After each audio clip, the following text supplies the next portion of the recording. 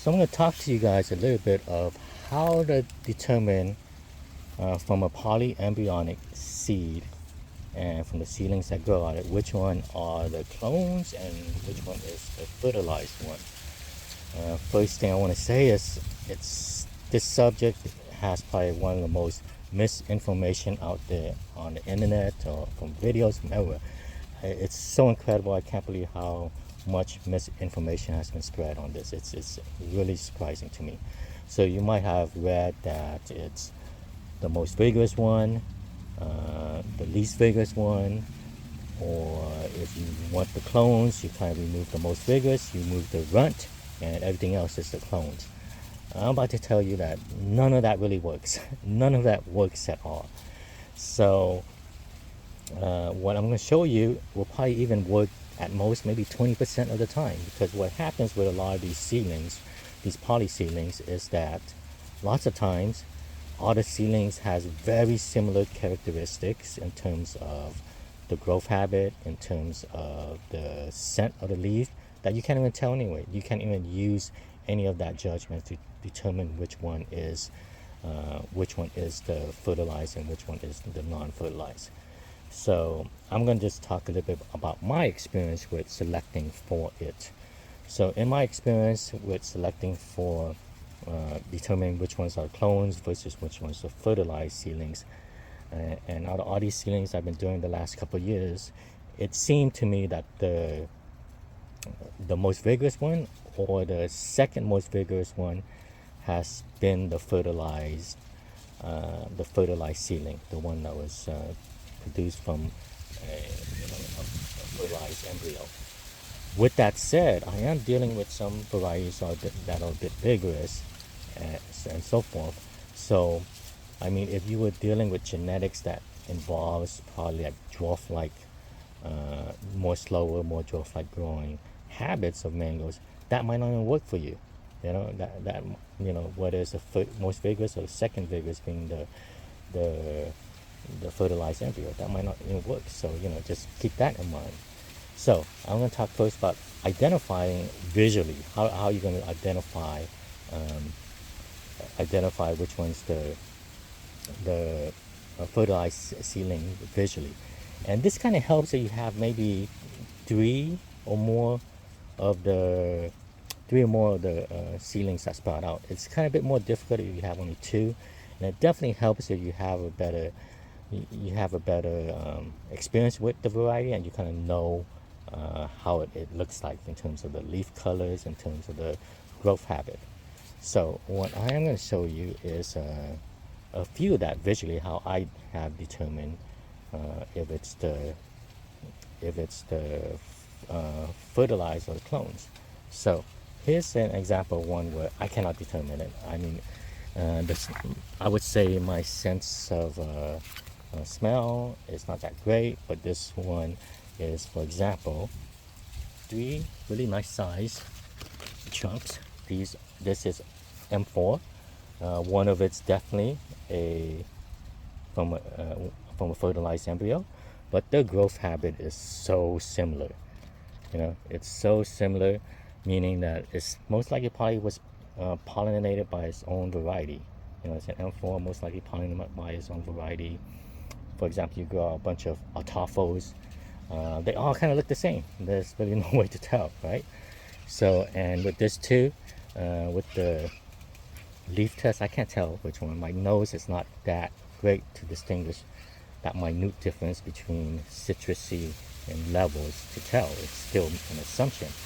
But with this, like visually, I can't tell. I can't even make an assumption visually which one it is. They all flush the same kind of leaf color. They all kind of have the same almost growth habit. When I talk about growth habit and looks, I'm not really talking about which one's the most vigorous, which one's growing more fast. I'm just talking about like differences in leaf shape, colors, maybe the inner nodes and new flushes and stuff that you can identify. So M4, this one can't tell, right? So next up, I'm going to show you an M4 that I can tell. So this one has about 3-4 stems come out. One is more vigorous than the other. But just because it's the most vigorous one doesn't necessarily mean that's a fertilized one. Sometimes I saw luck too, like the one that sprouts out the first kind of has access to a bit more of the water and everything and nutrients before the other ones really and get started before the other ones really get started. But what makes this one different, this is M4, but this is visually completely different than what I am used to in an M4. These leaves have hardened off already, but the stems is very red. None of the M4s has exhibit that, and even like some of these other smaller seedlings out here are yellow. When it flushes out a bright red leaf color, right? A very bright red leaf color versus kind of these pale orange leaf color that M4 exhibits. So because of kind of based on that, I am pretty darn sure that this is the fertilized embryo. The funny thing about this is that during the leaf test, I cannot tell. It smells citrusy like most of the M4. I cannot tell from the leaf test that it is. But visually, from the looks, I can tell very clearly that this is the fertilized seedling. So, that's one example. I'm going to kind of show you guys another example of some seedlings. So this one is a coconut cream seedling, right? Coconut cream, it flushes out kind of almost a kind of, it's not the darkest flush, but it's not the lightest flush, so it's kind of brownish kind of flush that came out. But this one, ever since the beginning, that when it grew, it always had this red in the midrib. In the midrib right here, it has this red tinge. And interestingly enough, there's a bunch of seedlings that came out. I can tell you what, this one was one of the slower growing. So when all these came out, this one was actually very small. It was smaller than the rest of them, right? It was smaller than the rest of them. And it had these really kind of short internodes compared to the other ones. So it was really kind of unique already when it was coming out because of the midribs. But it is visually quite different. It just looks different than the coconut cream I know of, just because of the coloring in the leaves. So that's one way to kind of tell. And it has to be significant enough for you guys to tell the difference, because lots of times you can't tell the difference. I mean, there's not much change in it. Like an example is this one is a PPK. 2 trunks. One of it's definitely a fertilized seedling, the other one's clone. But you look at it, same growth habit and everything, same leaf smell and everything. So can't really tell. I mean, the only difference is one is taller and one is shorter, but that could just be our timing. You can't really tell. So this is coconut cream. And another thing I did with this was I tested the leaf smell. And this one is coconut cream. Like a lot of the Gary progeny has a very citrusy smell to the leaf. So this one has a very classic smell. There's no citrus to it at all, which is another indicator of it. So first off, visually, how you can tell. Next off, I'm going to show you guys how to determine by the leaf smell test. And I get a lot of questions about this, like how do you determine, like how do you do the leaf smell test, right? And I'm going to show you 3 ways of testing the leaves that you could do that works pretty well. I'm going to tell you ways that doesn't work. So if you're dealing with a more older leaf, like a more mature leaf right here, right? And some people think that you could do the leaf test smell just from crushing this leaf. It doesn't really work. I mean, you have to have a pretty darn good nose. And again, I'm coming from a viewpoint of myself, which I don't have a great nose, right? I don't consider that I have a good nose at all. So when I'm crushing mature leaves, I can't really get anything out of it. I can't get the citrus or the Indian spice or like the classic. I just can't tell from a mature leaf. So the type of leaf you are searching for, I'm going to show you 3 ways to kind of do it. So one way is the first one. I'm going to show you what is done a lot is that, let me go. Okay, so one of it is you try to get the sap off of one of these branches. It's pretty easy. You kind of break off a leaf, and there's some sap that you kind of get from the leaves that you broke, the stem. Okay, and you smell it, right? You smell it based on the sap of this the leaf stem that you broke off. That's one way to do it. But again, with this method, it's very kind of invasive. It's kind of very, you know, you're breaking off leaves and stuff, and unless your seedling is pretty good size, it's kind of hard to recommend that, right?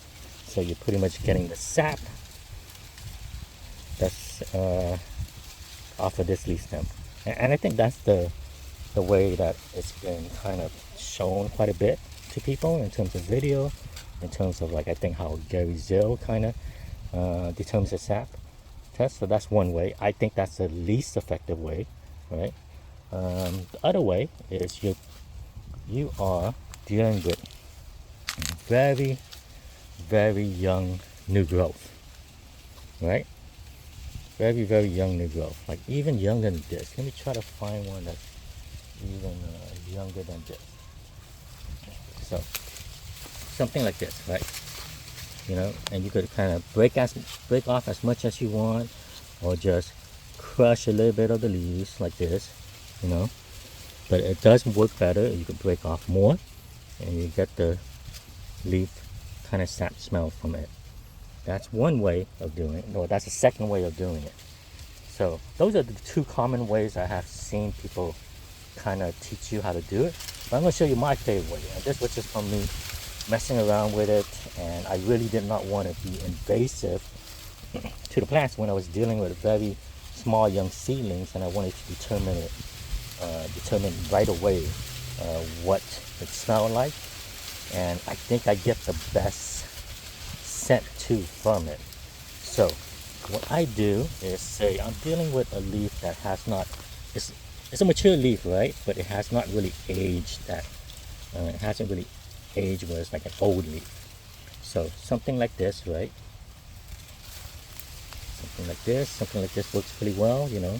It's about to flush new leaves, but this is kind of mature but not old. Or it could be kind of like the new ones that kind of just recently came out but has hardened off. So my favorite way is, because I'm dealing with really small seedlings, this is a good size seedling, but sometimes my seedlings is only, you know, you're talking about like half a foot or maybe a foot or smaller in height.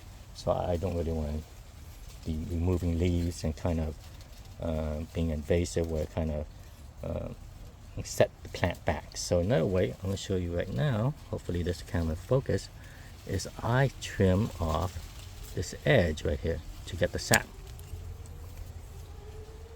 I don't know if you guys could see it, but I could see it on my video. Right? You could kind of see the sap building. Try to get it better view. You can kind of see it right there. See that dot? It's like a dew. It's like water. Like the sap kind of builds up from it. And I go ahead and take that and smell it. Put down my finger, rub it, and I smell it. And this one gives me the strongest kind of scent from it. So that's how I do it, to be kind of a bit less invasive on the trees, and you know, without destroying a leaf, without destroying any new growth. That's how I do it, and I think this is the best way, especially for someone like me who I don't think I have a good nose, that this works. So this is kind of one way to determine. And so I hope this is helpful to you guys. It's mostly for very kind of plant nerds like us that's really experimenting with seedlings and so forth. It's not really for everyone. If you guys are not really looking to find the fertilized one, because my projects is I'm looking for the fertilized seedlings, but you're not looking for the fertilized one, you're just looking for the clones. The easiest thing to do with that is simple. You choose 2 seedlings, and at least one of them would that be a clone. That's the easiest way. Just choose 2 seedlings and one of them be a clone. For the most part, the fertilized seedling is usually just one plant. There is some rare occasion where there might be more, but that rarely happens, so you're probably never gonna run into it. So the easiest way, you're just looking for the clone itself instead of me where I'm looking for the fertilized seedling, is keep two of the seedlings, keep to it. Keep the most vigorous, the second most vigorous, and that's probably it. One of it's probably gonna be the clone, and you're good to go. All right, so that's my recommendation in terms of how to identify the fertilized seedlings. It's kind of up to you guys how you are going about what you're trying to say, because you're trying to identify the clones, or you're not trying. You're trying to identify the fertilized.